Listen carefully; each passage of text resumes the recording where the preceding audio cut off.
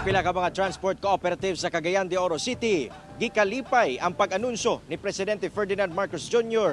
nga magpadayon ang Public Transport Modernization Program. Ang detalye sa report ni James Paulo Yap. Gikalipay karon ni Sammy Abelio, General Manager sa Oro Transport Service Cooperative kon Orozco, ang pag-anunsyo ni President Ferdinand Bongbong Marcos Jr. nga magpadayon ang Public Transport Modernization Program kon PTMP taliwala sa hulga sa pagpahunong niini gikan sa Senado. Kinahanglan magpadayon sa biyentang programa. Nakahinayak na ang uban.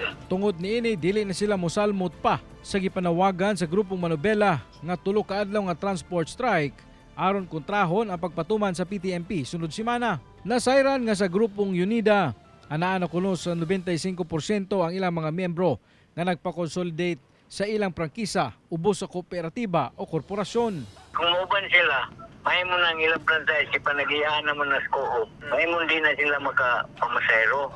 Muna akong ginan nga ayaw na lang. Ang LTFRB-10 mag-andam og mga bus aron ma-deploy gilayon kung aduna naman ruta nga maapektuhan sa mismong adlaw sa maong transport strike. Kauban si Makoy Sempron sa kamera.